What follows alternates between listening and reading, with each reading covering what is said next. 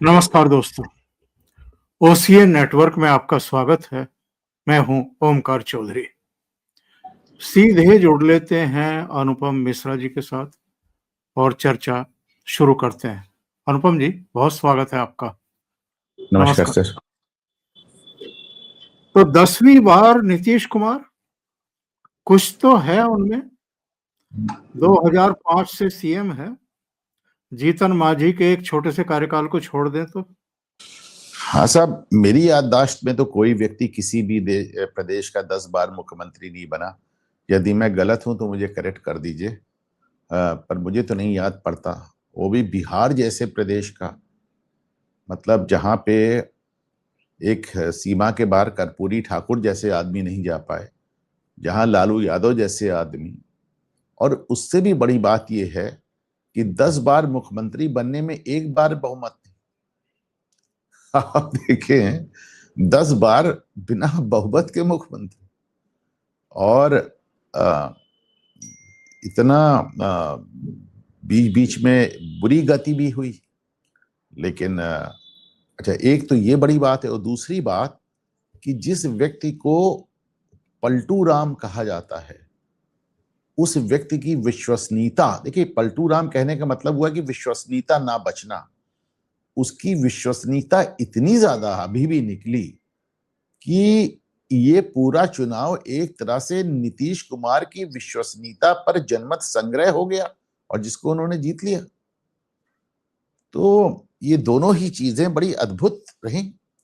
और इसमें एक व्यक्ति का और भी श्रेय है, जिसको मेंशन किए बगैर, जिसका जिक्र किए बगैर शायद ये वार्ता पूरी नहीं होगी, और वो है तेजस्वी यादव का।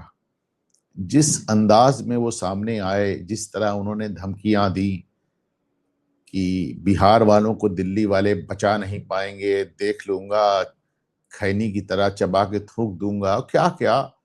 तो उनका अंदाज देखकर उनके प्रवक्ता भी इतने ही वोकल हो गए, इतने ही ऑफेंसिव हो गए, इतने ही अटैकिव हो गए, इतने आक्रामक हो गए। और जब नेता आक्रामक हो गया, प्रवक्ता आक्रामक हो गए, तो कैडर भी आक्रामक हो गया।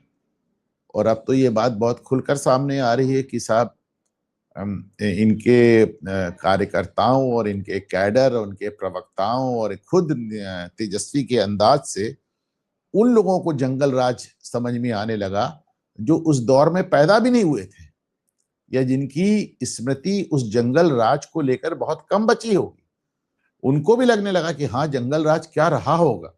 आज अगर, भाई बात तो यही हुई ना कि अगर विपक्ष में रहते इस जबान का प्रयोग कर रहे हैं, विपक्ष में रहते हुए इनका कैडर इतना बेलगाम है, तो जंगल राज क्या रहा होगा। यानी जिन लोगों को उस 35 साल पुराने, 30 साल पुराने जंगल राज की स्मृति भी नहीं, वो भी उस जंगल राज के नाम से डर गए। सिर्फ तेजस्वी यादव की जुबान, उनके प्रवक्ताओं का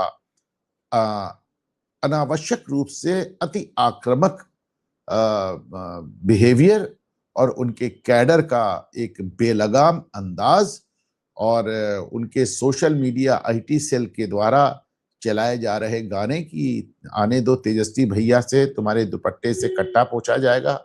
उनके मंच पर खड़े छोटे छोटे बच्चों का ये कहना कि तेजू भैया के राज में हम लोग कट्टा चलाएंगे, हम रंगदार बनेंगे, हम हत्या करेंगे। इन सारी चीजों ने मिलकर जिनकी जंगल राज की स्मृति थी उसको ताजा कर दी, जिनकी स्मृति छीण थी उनको फिर से याद दिला दिया, और जिनकी स्मृति ही नहीं थी, जो उस दौर में पैदा भी नहीं हुई थी, हमारी युवा जनरेशन जिसको जेनजी कहा जाता है, उन्होंने एक सहज अनुमान लगा लिया कि जंगल राज क्या रहा होगा। और अनुपम जी, नीतीश की क्वालिटीज क्या आप समझते हैं? इतने लंबे समय तक सत्ता में रहना, संतुलित बने रहना, आरोप ना लगना किसी तरह का भ्रष्टाचार का और परिवारवाद का, कुछ तो क्वालिटी है नीतीश कुमार में। 3 बड़ी क्वालिटीज। बिहार जैसे प्रदेश में रहकर लालू यादव के साथ इन्होंने अपनी राजनीति शुरू की। लालू यादव गैंग, जिसको मैं गैंग कहता हूं, लालू यादव के तथाकथित सामाजिक न्याय के गैंग से निकलने के बावजूद किसी भी तरह का 1 रुपए के भ्रष्टाचार का आरोप नहीं। नंबर 1। नंबर 2, लालू यादव जैसे व्यक्ति से जुड़ने के बाद किसी भी तरह के परिवारवाद का आरोप नहीं। नंबर 2, एक विनम्र शैली, अपने बुरे से बुरे दौर में भी नीतीश कुमार ने किसी के साथ गलत, एक एक बात कहते हैं नीतीश कुमार अक्सर अपने, मैंने देखा कि चुनाव के पहले कह रहे थे, चुनाव के दौरान कह रहे थे कि मैंने तो सबके लिए किया, और कोई इस बात को डिनाई नहीं कर सकता। समाज के हर वर्ग के लिए उन्होंने किया, अगड़ों के लिए किया, पिछड़ों के लिए किया, अति पिछड़ों के लिए किया, दलितों के लिए किया, अति दलितों के लिए किया, मुसलमानों के लिए किया, पसमानदाओं के लिए किया। अगर किसी के लिए नहीं किया तो अपने लिए नहीं किया। तो जाहिर सी बात है नीतीश कुमार की इन सब खूबियों से। अच्छा, एक बात और भी देखें, लालू यादव के टाइम में जिसे कहता है ना कि एक जो पैरामीटर होता है, जो बार होता है, किसी भी चीज को मापने का, जो प्रगति को मापने का, समाज को मापने का जो पैमाना होता है, वो इतना नीचे चला गया था, इतना नीचे चला गया था कि जब फिर नीतीश कुमार ने बिहार में सड़कों का जाल बिछाया, बिजली दिया, पानी दिया, सुरक्षा दिया, तो फिर वो एकदम से स्वर्ग वहां के लोगों को लगने लगा। मैं याद दिला दूं कि लालू यादव अपने टाइम में सड़क न बनाने के लिए किस तरह की बातें करते थे। वो पब्लिक रैली में कहते थे कि यदि सड़कें अच्छी हो जाएंगी तो उस पर पुलिस की गाड़ी दौड़ेगी और तुमको आके गिरफ्तार कर लेगी, गांवों में कहते थे। वो ये कहते थे कि अगर सड़कें अच्छी हो जाएंगी तो इसमें अमीर लोग गाड़ियां दौड़ाएंगी और तुम्हारे मवेशियों को कुचल देंगी। वो ये कहते थे, और जब उनके ऊपर बहुत दबाव बनता था तो वो उस तरह के उटपटांग बयान देते थे कि बिहार की सड़कों को हेमा मालिनी के गालों जैसा चिकना कर दूंगा। उनसे कहा गया कि बिहार में बहुत ढेर सारे लोग बेकार हैं, तो उन्होंने कहा हम सबको एक एक कार दे दूंगा तो वो बेकार नहीं बचेंगे। तो इस तरह का उनका जो एक बहुत सधा हुआ एक विदूषक अंदाज था, उन्होंने उसी को प्रशासन मान लिया था। फिर जो नरसंहार हो रहे थे बिहार में, वो नीतीश के कार्यकाल में एकदम खत्म हो गए। तो ये तमाम चीजें छोटी छोटी, और फिर नीतीश ने एक चीज और दिखाई सर, हमने हर जगह लाडली बहन योजना और तमाम चीजें आजकल हम देखते हैं, और तेजस्वी यादव ने भी माई बहन योजना चलाई। हालांकि माई बहन योजना वो उनके घर में जो चल रही है, उसको देखते हुए बिहार के लोग सोच रहे हैं कि जब इनके घर में माई बहन योजना ऐसी चल रही तो प्रदेश में चलती तो कैसी चलती। लेकिन हकीकत ये है कि महिलाओं को एक वोट बैंक के रूप में एक पूरा एक इनका जिसे कहना चाहिए एक समूह बना देना, ये तो नीतीश की ही शुरुआत थी ना।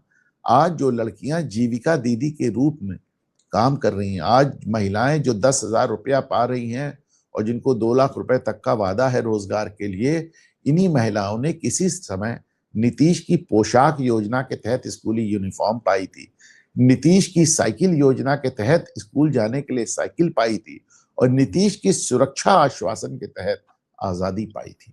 तो आप सोचे ना, जिन लोगों को लगता है ये मात्र 10,000 रुपए की बात है, बात 10,000 रुपए की कदापि नहीं है।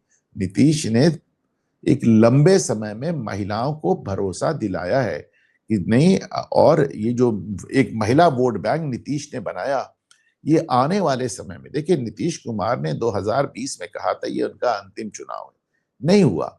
लेकिन इस बार उन्होंने कहा तो नहीं, परंतु जनता जानती है कि ये नीतीश का अंतिम चुनाव है। नीतीश के जाने के, नीतीश के राजनीतिक परिदृश्य से ओझल होने के बाद भी लंबे समय तक नीतीश का ये इंडियन पॉलिटी में, भारतीय राजनीति में ये बड़ा योगदान माना जाएगा कि उन्होंने महिलाओं को, महिला सशक्तिकरण, देखिए महिलाओं का वोट बैंक प्रधानमंत्री नरेंद्र मोदी के पास भी बहुत बड़ा है। महिलाएं प्रधानमंत्री नरेंद्र मोदी को भी बहुत पसंद करती हैं। लेकिन नीतीश कुमार ने जिस तरह 20 साल में महिलाओं, अच्छा उनका जो वोट बैंक है बड़ा साइलेंट है, बोलता तो नहीं है, लेकिन आपने देखा कि यहाँ तक कि यादव और मुस्लिम घरों में भी महिलाओं को नीतीश के तरफ आकर्षित देखा। आपने वो बड़ा एक पॉपुलर, एक बड़ा वायरल वीडियो हुआ था, मैंने ट्वीट किया था, एक मनीष यादव कह रहे थे कि मुझे अपनी पत्नी को 20 डंडा मार के घर में बंद करना होगा, वरना वो जाकर नीतीश कुमार को वोट दे देगी। तो आप सोचें कि नीतीश की महिलाओं के बीच में अपील कितनी गहरी, कितनी गाढ़ी और कितनी दूर तक है।